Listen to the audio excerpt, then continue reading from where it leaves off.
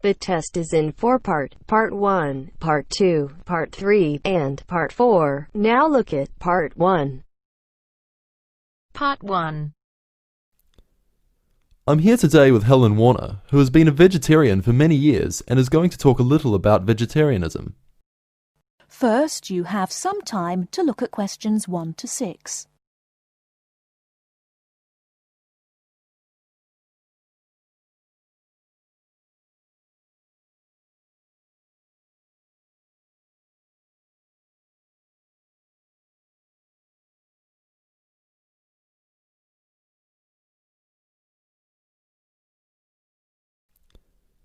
I'm here today with Helen Warner, who has been a vegetarian for many years and is going to talk a little about vegetarianism. Helen, the concept of vegetarianism seems to have interested a number of our listeners, who have sent in some questions. To begin, what made you want to become a vegetarian? Well, when I was 16, I had friends who were vegetarian and they introduced me to the idea. My parents were typical of their generation and ate meat at least 3 or 4 times a week, so I didn't really think about it too much until a few years later. It was while I was at university that I really thought about it and decided that it was unfair to eat meat when there are so many alternatives available. Is there anything you miss about not eating meat? No, not really. As I said, there are so many substitutes available these days, perhaps the most important of which comes from the soya bean. Soya is so versatile and is the staple substitute for most vegetarians. So what about the nutritional value of vegetarian food? Isn't it true that there are some vitamins that you can't get from soya or vegetables alone? Surely people need these vitamins. Yes, that's correct. But actually there is only one vital vitamin that is only present in meat. That's vitamin B12. Most vegetarians are aware of the implication of this and actually take B12 supplement in the form of tablets. Of course, the way you cook vegetables is also very important in preserving vitamins. Many countries, particularly the UK, have a reputation for overcooking vegetables. Water-soluble vitamins, where the vitamins are dissolved into the water, are often lost. Vitamin C is a common example. However, the loss of vitamins can be avoided by microwaving or steaming vegetables, which is what I do whenever I cook. Some people don't want to change their cooking habits too much, so if you do boil them, simply cut down on the cooking time. So a vegetarian diet is fairly healthy then? Oh yes. A lot of people believe that vegetarianism is unhealthy, but that's actually not the case. Vegetarians are actually considerably healthier than many meat eaters. Consider for a minute the health aspects of the incredible amount of meat this country and others like it consume. The statistics for beef eating, for example, are quite frightening. The world figure for beef consumption is slightly less than 11 kilograms per person each year. Yet in Europe, the average consumption is nearly double that at 21 kilos per person. And in the USA, it is even worse, with the average person eating 44 kilograms of beef every year. Before you hear the rest of the conversation, you have some time to look at questions 7 to 10.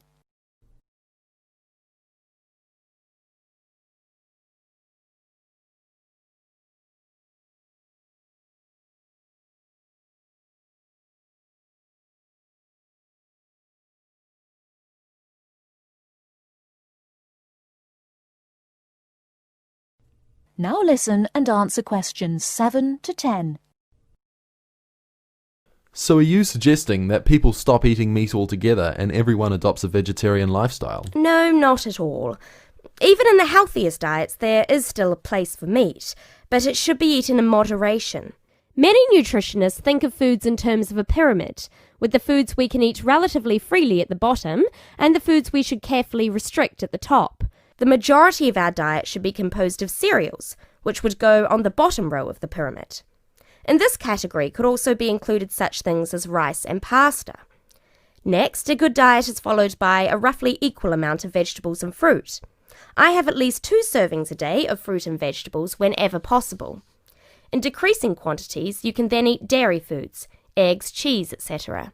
Almost at the top of the food pyramid comes fish, carefully prepared of course, not dripping in oil or batter, and white meat. Chicken, for example, is a comparatively healthy meat, but again, a lot of this comes down to preparation methods. Right at the top of the pyramid come the ingredients of far too many Western meals, red meat and potatoes. It is particularly in that area that I would suggest moderation. Well, thank you very much, Helen. I'm sure that a lot of listeners are interested in your views. How could they find out more about the health benefits of vegetarian options? Well, there are lots of websites and books on healthy eating and vegetarianism, but it is always important to remember to consult your doctor before making any radical changes to your diet or lifestyle. That is the end of part 1. You now have half a minute to check your answers.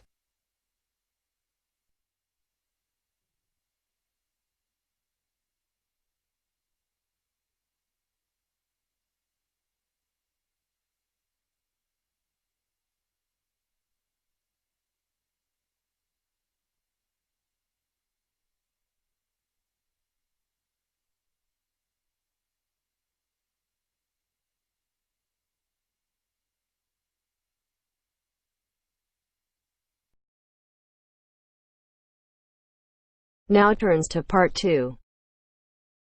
Part 2. You will hear a telephone conversation about opening a bank account. First, you have some time to look at questions 11 to 17.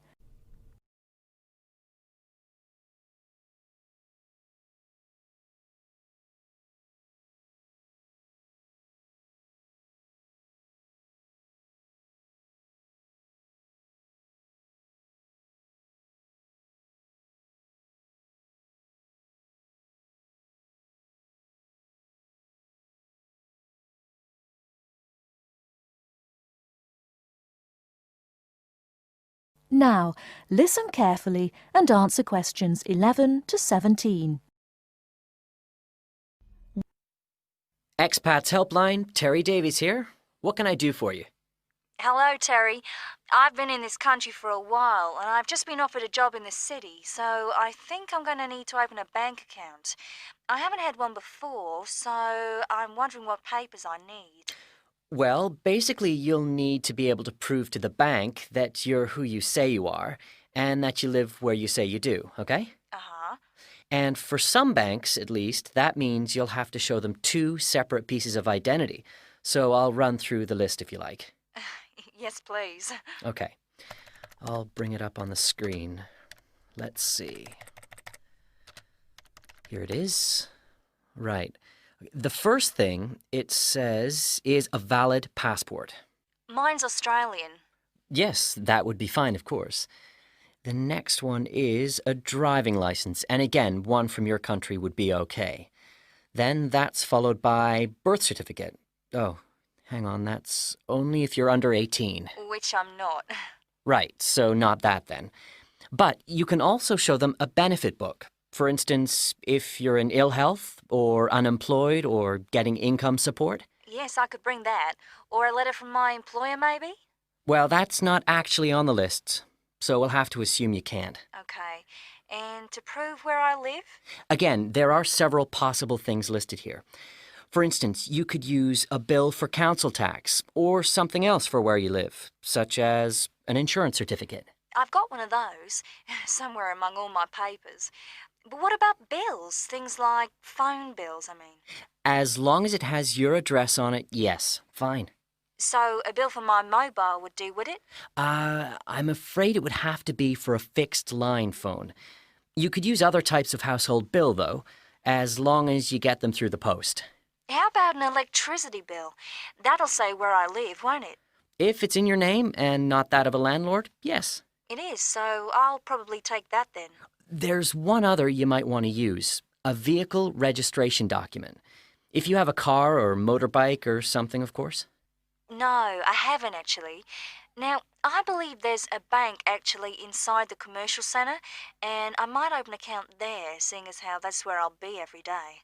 Yeah, that would seem to make sense. I know people who bank there. I actually read about it in a city guide. My cousin picked it up when he was here a couple of years ago, and I made a few notes. Do you mind if I run through them with you now, just to make sure the details haven't changed? Fine, go ahead. Okay, first question. It's still a branch of the popular bank, is it?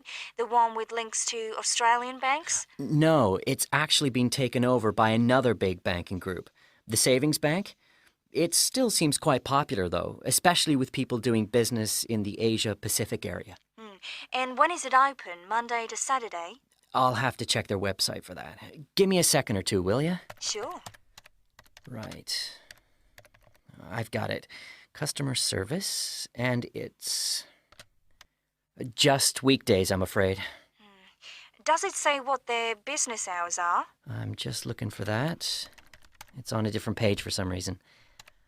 I think there's been a change at some banks in the last year or so. Yeah, here it is. It's open from 9:30 in the morning till 3:30 in the afternoon. And it's on the top floor of the main centre building, is it? Next to the travel agency? That's where it used to be, but they've since moved it to a slightly bigger place. It's on the ground floor now. Oh. And one last thing on this. I know most banks give incentives to young people to open accounts with them, but apparently this one didn't. Do you know if they're offering anything these days? I'll just check. I'm sure they'd say so on their new clients page if they were. No, there's nothing mentioned here. That's a pity. I was quite looking forward to getting my free gift. Before you hear the rest of the talk, you have some time to look at questions 18 to 20.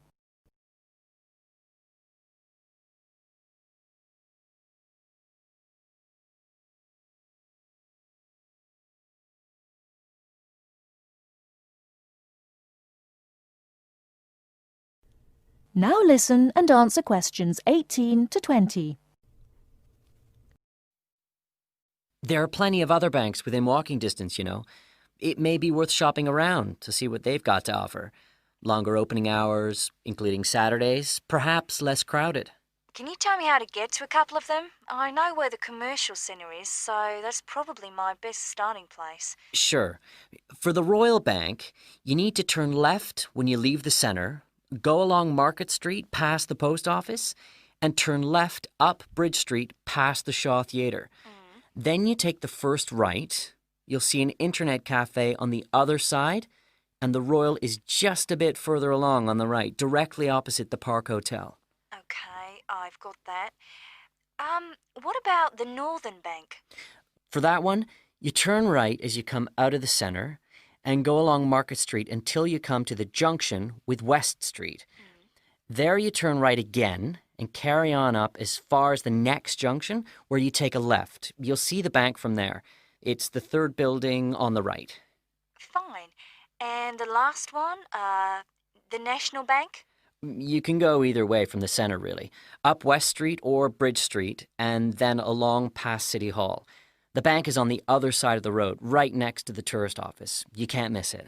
Great. Thanks a lot for your help. Anytime. Bye. Bye.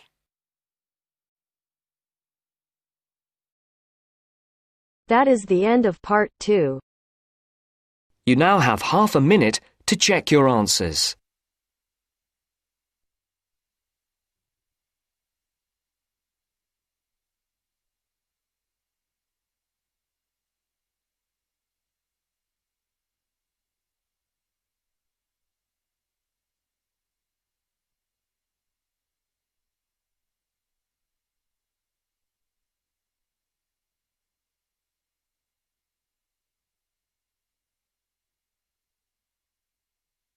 Now turns to part 3. Part 3. You'll hear two friends planning an event. First, you have some time to look at questions 21 to 26.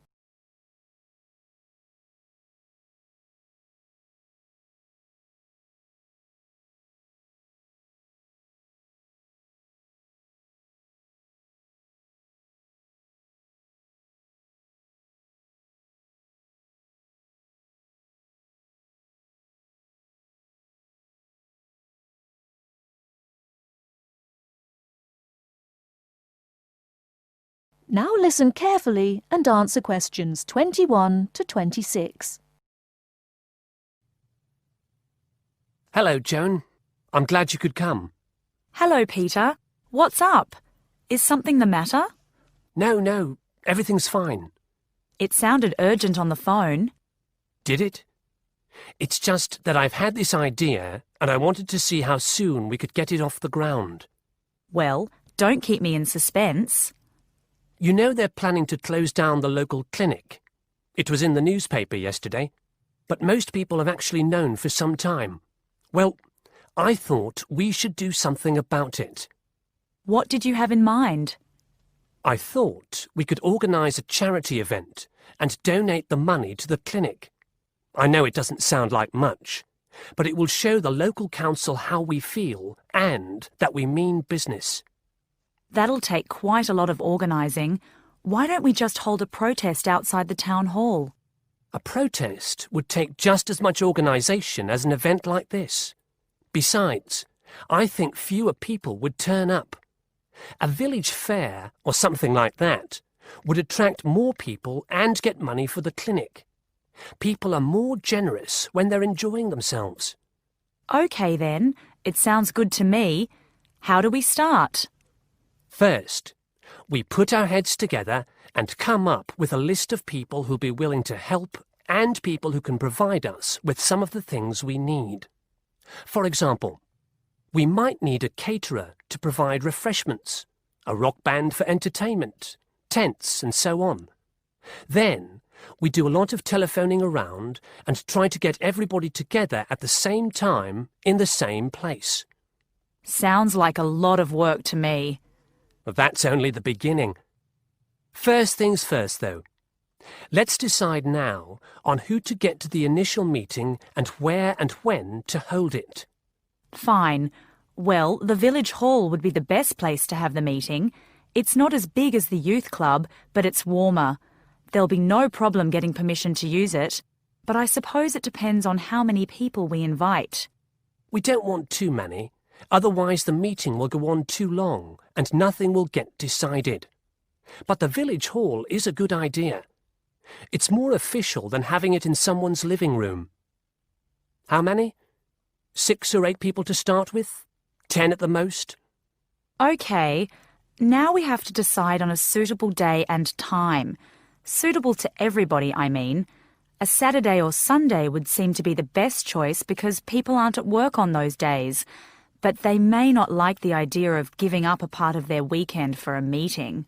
Unless we persuade them it's for a good cause, or that it's to their advantage, and that it'll all be a lot of fun. We'll provide refreshments, of course. What if some don't want to give up their weekend? Then we'll give them an alternative. Say, one evening in the week after everybody's finished work. We'll see which is the most acceptable to them. Then book the hall. I can do the refreshments for the meeting. I'll get Darren and Maggie to help me. I'm sure they'll be more than willing. Before you hear the rest of the talk, you have some time to look at questions 27 to 30.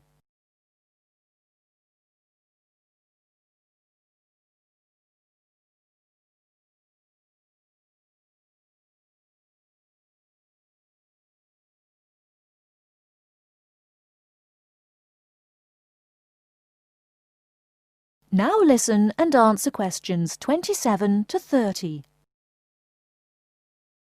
So, what's next on the agenda? A list of who we want at the meeting. Yes, of course. Obviously, we want someone from the clinic. I think Dr. Perkins would be best. He can tell us exactly what the financial situation is there. You know, how much money it takes to keep the place running, and how important it is for the community to have the clinic. The vicar too. He can rally lots of support. And Mr. Sims, our Member of Parliament. He is very busy, but I think I can persuade him to come, or get his wife to persuade him to come. I see her quite a lot socially. That's great. 2 other people I have in mind are Freddie Smith. The journalist? Yes.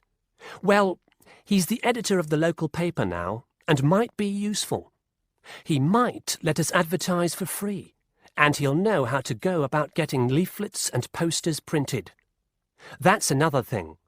We'll need volunteers to put leaflets through people's doors and stick up posters all over the place. We can decide that at the meeting. What about the other person? What other person? You said you had 2 people in mind, Freddie Smith and... Oh, yes, Mr. Gates. Mr. Gates. Do I know him? You must do. He owns Greatfields Farm. We need a large area to hold the fete. Right.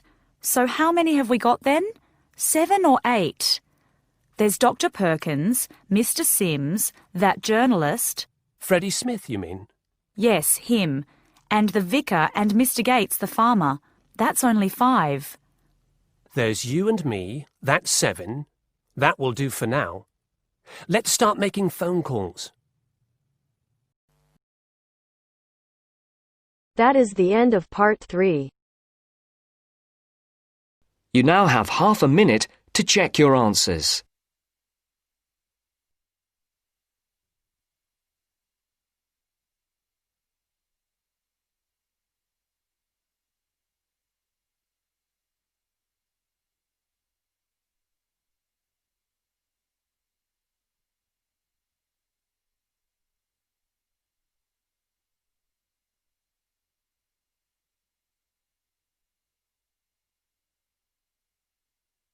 Now turns to part 4. Part 4. You'll hear a lecture about Iron Age in Britain. First, you have some time to look at questions 31 to 40.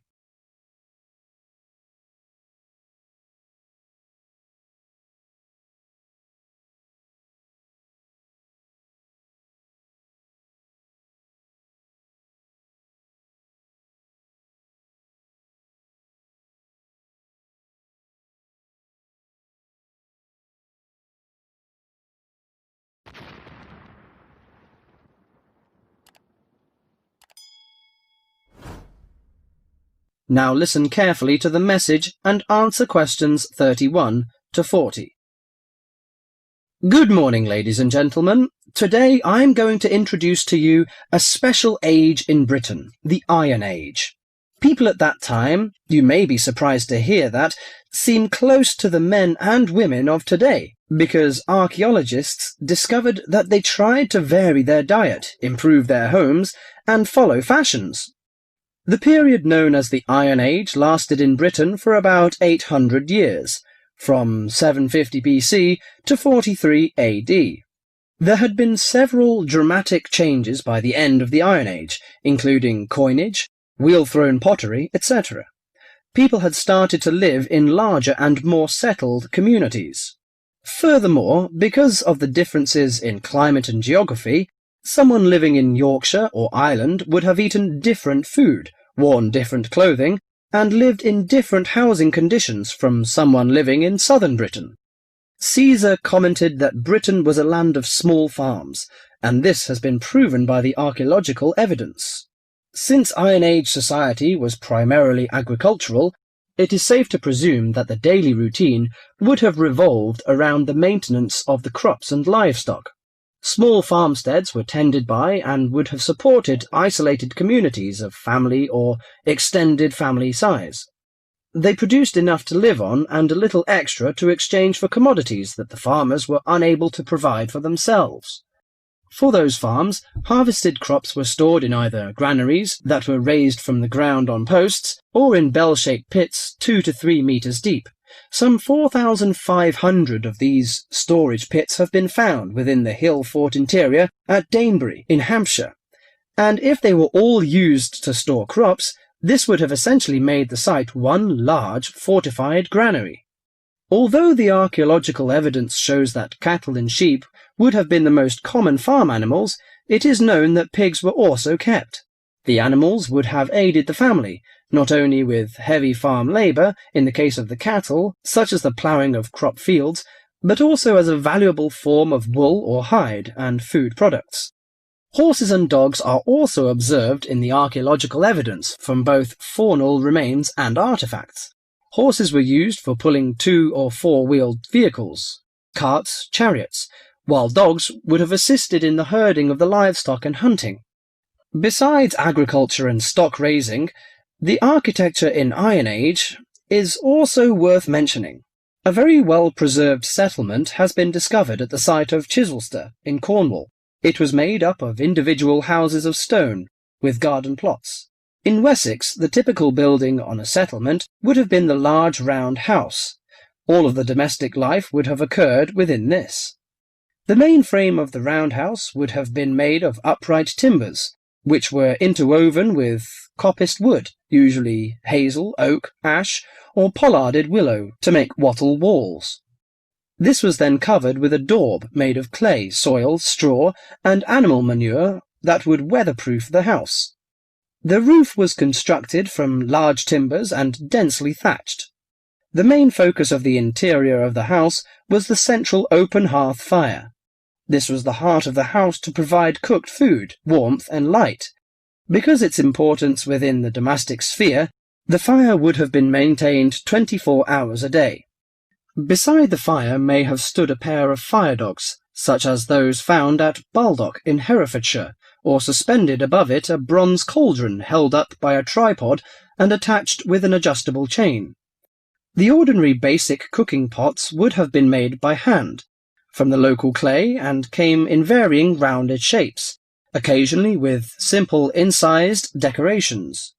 As for eating, bread would have been an important part of any meal, and was made from wheat and barley. The dough would have then been baked in a simple clay-domed oven, of which evidence has been found in Iron Age houses. The barley and rye could also have been made into a kind of porridge. In addition to this, the grain was also fermented to make beer, and the surface foam that formed was scraped off and used in the bread-making process. The interior of the house was an ideal place for the drying and preservation of food. Smoke and heat from the constant fire would have smoked meat and fish, and would have dried herbs and other plants perfectly. Salt was another means of preserving meat for the cold winter months, but this was a commodity that could not be made at a typical settlement. Well, you can see that Iron Age people lived a decent life, didn't they? I'm going to introduce their culture and leisure time next time. Thank you. That is the end of part 4. You now have half a minute to check your answers.